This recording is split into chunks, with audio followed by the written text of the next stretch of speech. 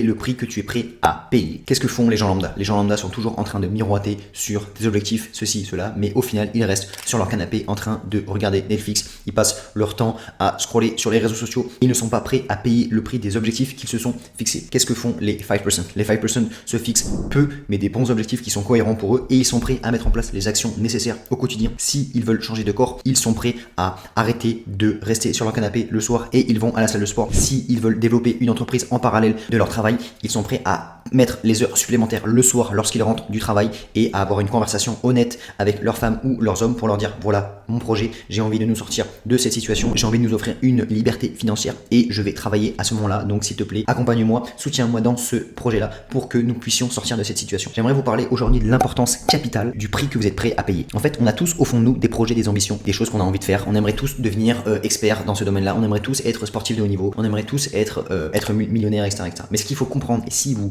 captez ça, vous avez compris une grande partie de l'équation, mais après ensuite il va falloir la résoudre, mais quand vous avez compris l'équation, déjà vous êtes mieux paré pour la résoudre. Ce qu'il faut comprendre, c'est que dans tout projet, dans toutes ambitions, il y a toujours un prix à payer. Si je veux réussir en médecine, le prix à payer, c'est de sacrifier un an, je mets des guillemets, mais c'est comme ça qu'il faut le comprendre, il faut sacrifier un an à travailler 10 heures par jour, dire non à toutes les soirées, à dire non à toutes les sorties avec vos potes, et à travailler de 8h à 21h, 22h tous les jours pendant un an pour pouvoir obtenir votre année. Ensuite, lorsque vous avez obtenu votre année, là, vous allez pouvoir intégrer médecine et vous êtes beaucoup plus tranquille. Ce qu'il faut comprendre, c'est qu'il faut être toujours prêt à payer le prix. Si là, moi, je veux monter une chaîne YouTube avec beaucoup d'abonnés, si je veux développer des choses autour de ça, autour de cette communauté, qu'est-ce qu'il va falloir que je fasse? Il va falloir que je tourne des vidéos toutes les semaines, et pour ça, lorsque je rentre de mon taf d'interne qui me prend 50 heures, 60 heures par semaine avec des gardes, il faut que j'aille à la salle de sport en plus, il faut que je sois prêt à payer le prix de tourner des vidéos. Des fois, le soir, quand j'ai envie de me poser sur le canapé après une dure journée de travail, eh ben non, il faut que je me mette devant ma caméra et que je filme, que je fasse du montage, que je fasse des choses comme ça. C'est toujours pareil. Lorsque vous voulez entreprendre quelque chose, il y a toujours quelque chose en contrepartie, mais il faut être honnête avec soi-même. Si vous avez envie d'être bien dans votre corps, qu'est-ce qu'il va falloir? Quel est le prix à payer? Il va falloir que vous passiez du temps en plus à la salle au lieu d'être, je sais pas, de sortir avec vos amis ou bien de rester le soir chez vous avec votre femme, votre chérie, etc., etc.,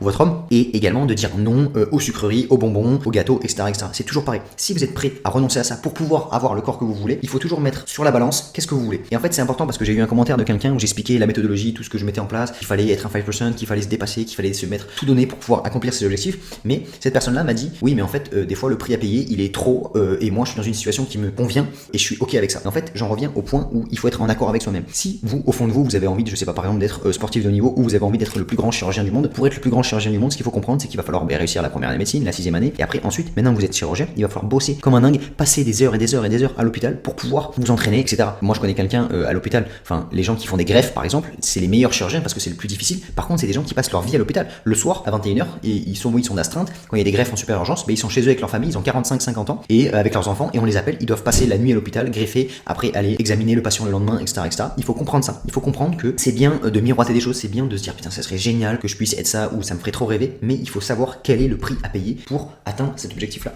Et est-ce que vous êtes vraiment prêt à payer ce prix-là? Si vous êtes prêt à payer ce prix, ben foncez et là vous allez vraiment vous sentir bien parce que vous allez travailler vers votre objectif. Après, je l'ai toujours expliqué et j'en reviendrai également sur une autre vidéo, mais je vais le détailler un peu là. Il faut toujours apprécier le processus, apprécier le chemin parce que si vous pensez que le seul moment qui va être agréable et vous pensez uniquement à la finalité à être ce truc-là, ça va jamais marcher. Donc il faut toujours que vous appréciez le chemin. Si vous voulez devenir le plus grand chirurgien, il faut que vous appréciez apprendre, il faut que vous appréciez opérer, etc., etc. C'est pas juste se dire ah oui, moi ce que j'aimerais c'est être avoir ce statut de grand chirurgien. Non, ce qu'il faut apprécier c'est tout ce qu'il y a autour, d'apprendre l'anatomie, etc., etc., de se développer, d'apprendre, de développer ses capacités manuelles et tout. Mais voilà, il faut toujours mettre sur la balance qu'est-ce qu'il faut que je fasse pour pouvoir atteindre mon objectif et apprécier également tout le processus qui va avec. Sinon, en fait, vous allez jamais vous en sortir. Donc, si vous avez envie de réussir vos études et que vous êtes dans une année charnière, qu'est-ce que vous êtes prêt à sacrifier pour pouvoir atteindre cet objectif-là? Si vous avez envie, par exemple, de réussir la première une année de médecine et qu'il faut que vous achetiez du matériel, qu'il faut que vous achetiez un ordinateur, qu'il faut que vous achetiez une écurie, etc., etc., et bien ça veut peut-être dire que pendant l'été, il va falloir que vous sortiez moins pour pouvoir mettre cet argent de côté si vos parents ne peuvent pas vous l'offrir. Si vous avez envie, je sais pas, de monter un business, etc., etc., et bien ça peut vouloir dire qu'il va falloir pendant peut-être 1 an, 2 ans, 3 ans, et ben dire non à des restaurants, dire non à des dépenses parce que vous allez devoir investir dans votre business, parce qu'il va falloir mettre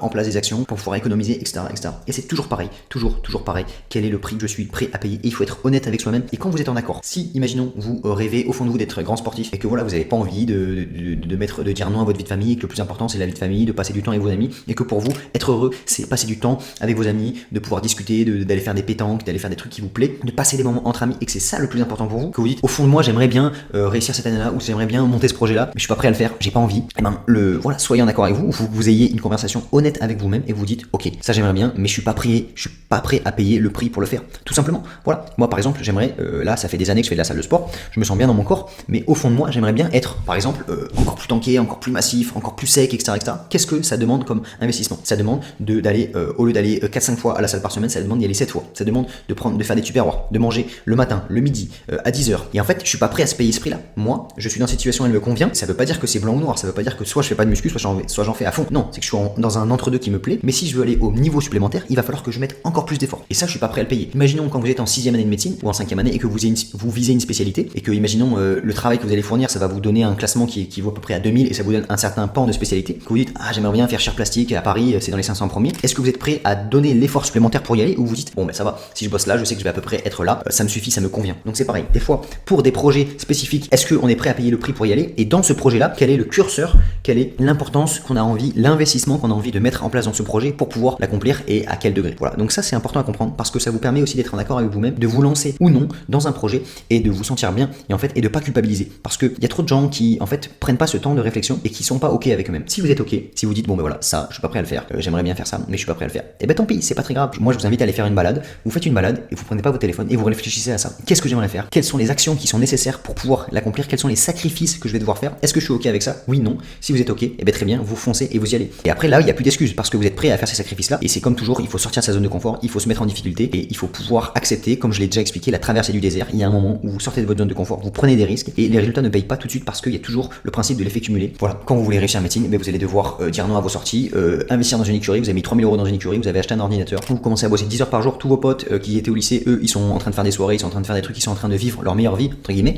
et vous êtes en train de bosser. Vous savez pas si ça va marcher, mais vous avez pris le risque. Et si vous bossez comme un fou, peut-être que l'an prochain, vous allez avoir votre première année de médecine. Mais pour ça, vous êtes prêt, vous êtes obligé de faire cette traversée du désert dans laquelle vous prenez des risques, vous sortez de votre zone de confort et vous n'avez pas de résultat. C'est toujours pareil, c'est toujours le même schéma. Projet, prise de conscience, oui, non, je le fais, je me lance, traverser du désert, appliquer la bonne méthode, croire en son projet, et ensuite, quand vous avez ça, vous suivez suffisamment longtemps et là ça marche. Voilà. Et l'avantage, c'est qu'il y a certains projets qui n'ont même pas besoin d'avoir cette deadline. Par exemple, pour la première année de médecine, c'est vrai que c'est des fois compliqué parce que en fait, on a par exemple, souvent, dès le premier semestre, on va savoir si on est pris ou pas, si on est bien classé. Et donc, en 4 mois, c'est joué. Il y a des fois comme aller à la salle de sport. En fait, le jeu n'est jamais perdu, quoi. Donc ça, c'est génial. Donc et ça aussi, une fois que vous avez fait des projets comme la 6e année de médecine, comme la première année de médecine, et que vous vous lancez dans d'autres projets dans lesquels il n'y a même pas de deadline, mais ça devient du gâteau. Franchement, vous dites, mais je suis capable de tout. Donc c'est pour ça que je vous invite à vraiment vous dépasser, vous fixer des objectifs qui sont importants pour vous, qui aient de la valeur et qui vous êtes prêt à mettre les sacrifices nécessaires pour y arriver et vous allez vraiment réussir à accomplir de grandes choses, j'en suis convaincu. Voilà, c'est un petit peu les énergies que j'avais envie de vous partager aujourd'hui. Je vous l'ai déjà dit, j'ai développé également une méthode pour ceux qui veulent réussir la première, 5e, 6e année de médecine, dans laquelle je développe ma mentalité, je développe ma routine, la routine qu'il faut mettre en place pour être bien, ma méthodologie et les briques élémentaires sans vous donner une méthode miracle, juste les briques élémentaires et après vous adapter à votre propre méthode. Voilà, j'ai développé ça, le premier lien dans la description. Je le dis toujours, j'offre également avec un suivi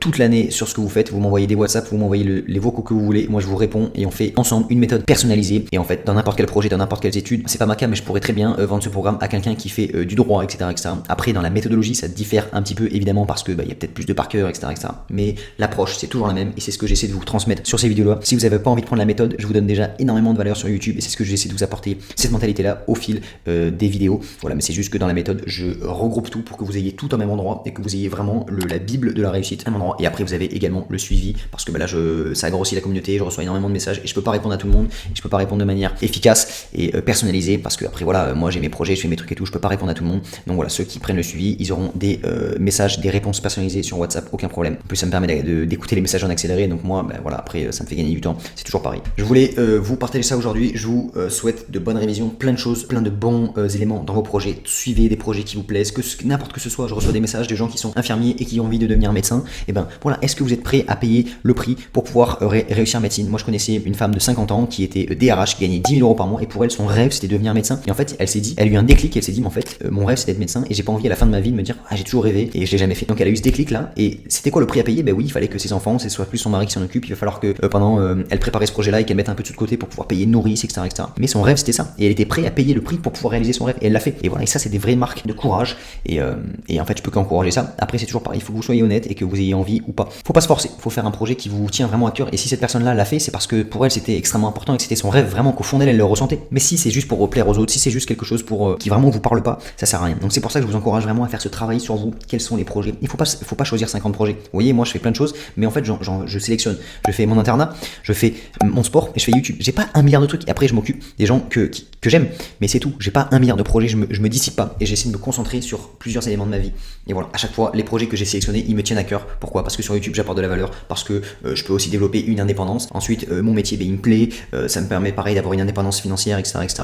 Ma famille, je développe des bonnes relations. Également envers mon sport, ça me permet d'être en bonne santé, de faire attention à moi, d'avoir une bonne estime de moi-même, tout ça. Voilà, c'est des projets, il y a peu de projets, mais c'est des projets qui ont du sens. Voilà ce que je voulais vous partager aujourd'hui. Plein de bonnes choses, bonne révision, à bientôt. Ciao.